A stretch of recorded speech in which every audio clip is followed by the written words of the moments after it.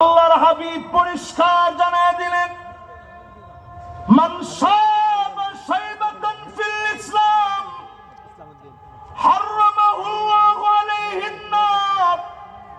দিনের জন্য চুল পেকে গেছে, দাড়িগুলা সাদা হয়ে গেছে, প্রিয় আল্লাহ আমার জীবনের দিকে তাকায় দেখে, যেই দিন তিনি দুনিয়া থেকে চলে যাবেন শেষ একটা হাসি দিলেন। সালাতুল মাগরিবের পরে এসে আমার বুকে প্রচন্ড ব্যথা লাগতেছে, বারবার মনে হচ্ছে হুজুর একটা হাসি দিয়েছি, আর মনে হয় জালেমরা বাঁচতে দিবে না।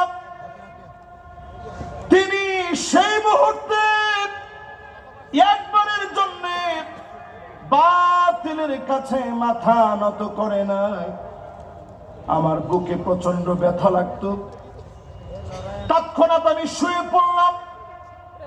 ব্যথা অনুভব হওয়ার পরে শুয়ে পড়েছি।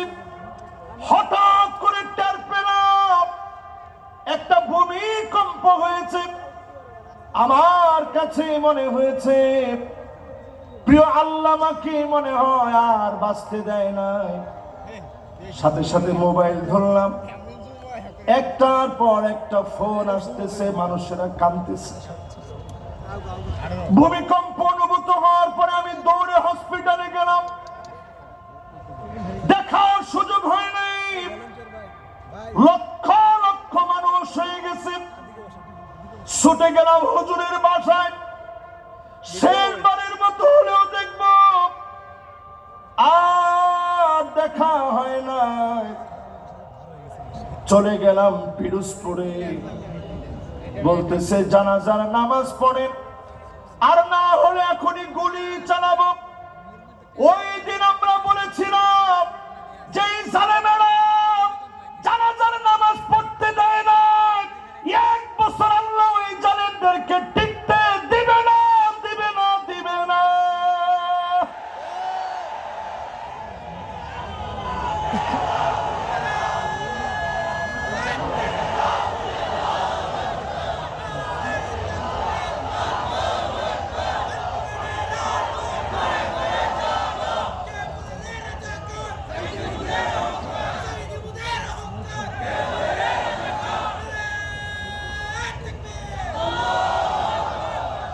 হুজুর যখন সিলেট আসতেন মনে হতো সিলেটের সবচেয়ে বেশি ভালোবাসতেন।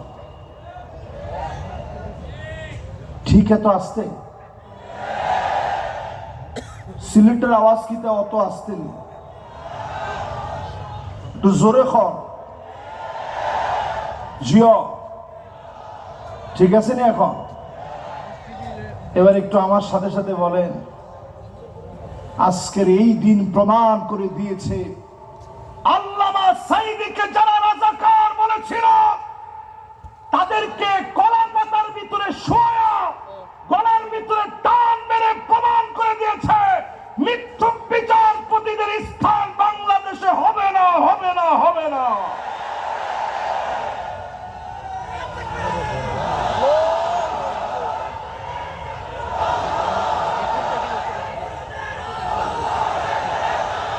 আল্লামা সাঈদী রাজাকার নয়, আমরা রাজাকার নই। রাজাকার দম বলে বলে যারা খেলেছেন, নতুন করে যদি রাজাকার দম বলে খেলেন, আপনাদেরকেও জাতি ডাস্টবিনের মধ্যে নিক্ষেপ করতে বাধ্য হবে। আমরা রাজাকার নই, আমরা আল্লাহর কোরআনের প্রচারক। এই কোরআনকে বাধা দিয়ে কেউ আটকায় রাখতে পারে নাই, পারে নাই, পারে নাই।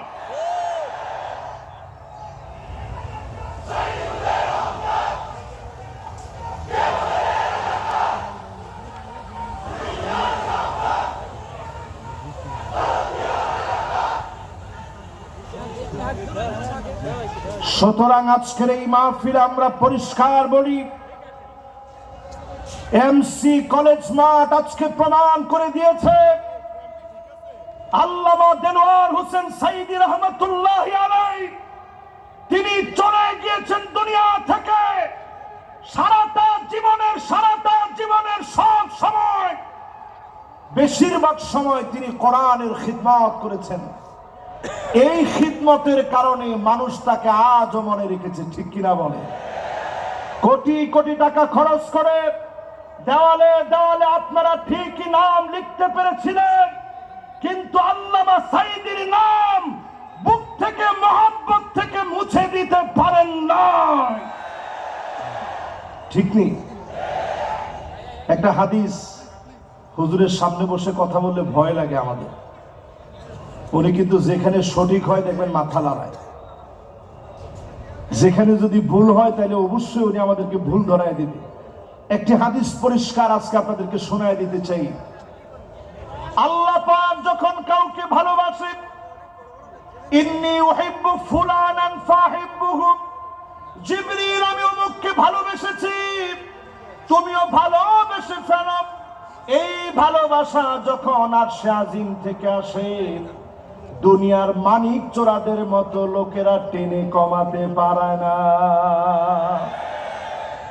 আরশে আজিম থেকে যে মহব্বত আসবে, আপনার চেলা বেলা দ্বীপ, চেলা চামুন্ডা দ্বীপ, ওই মহব্বত কমাতে পারবেন না। কারণ ওই মহব্বত যিনি দিয়ে দিয়েছেন তিনি কে? কয় নাম্বারে আছেন খেয়াল আছে আপনাদের? একটু আওয়াজ করে কোন, জোরে বলেন লিল্লাহ।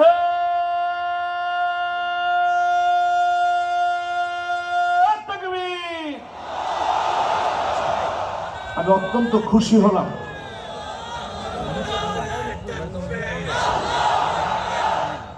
একটু তাকায় দেখেন, 16 বছরে তারা আমাদের গলার ভিতরে পাড়া দিয়ে আওয়াজ বন্ধ করতে চেয়েছে, কিন্তু আওয়াজ বন্ধ করতে পারেনি। তোমাদের স্লোগান গুলো সব মৃত হয়ে গেছে।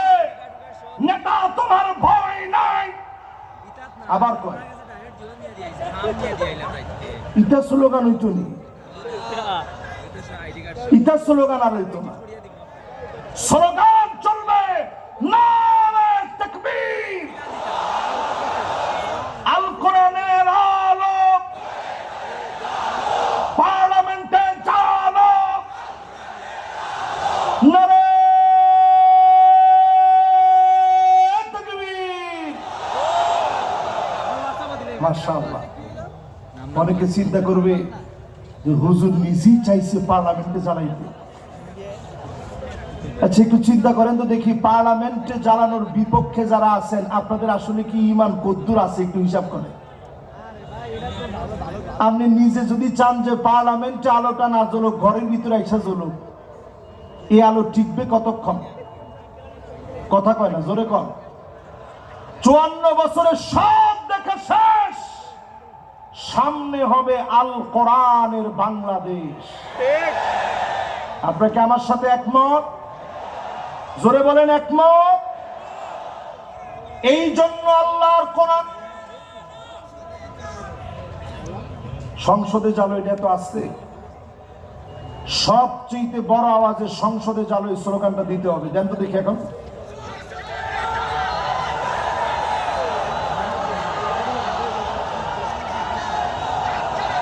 মাশাআল্লাহ।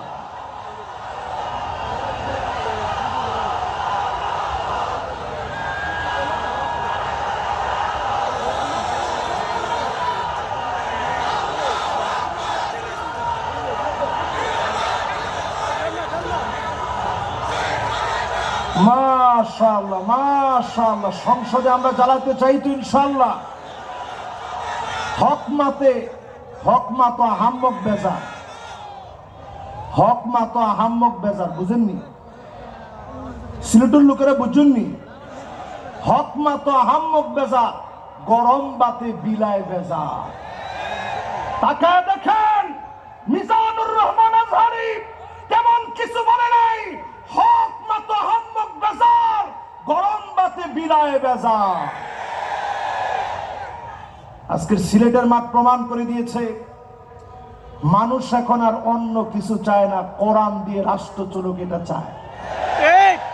এজন্য আমি পরামর্শ দিব আজকের এই মাহফিলে, নেতা নির্বাচনে আগামী দিনে 5ই আগস্টের পরে জাতির পালস বোঝার চেষ্টা করেন। 5 জিনিস দেখে নেতা বানাইবেন। কয় জিনিস দেখে? আমরা কিন্তু 4 নম্বরে আছি, ভুলে যায় না, এটা মনে রাখেন। এরপরে মনে রাখবেন 5 জিনিস দেখে নেতা বানাইতে হবে। জোরে কোন, কয় জিনিস? 1 নম্বরে লাগবে হুব্বুন নাস, যেই নেতার মানুষ ভালোবাসবে, গোপনে গোপনে যেই নেতার জন্য দোয়া করবে, বুঝে নিবেন এমন নেতাকে যিনি ভালোবেসে ফেলেছেন তিনি কে। আর বর্তমানে নেতাগুলো এমন, ডান দিক দিয়ে হেঁটে গেলে মানুষ বাম দিক দিয়ে উঠে চলে যায়, ঠিক কিনা বলেন?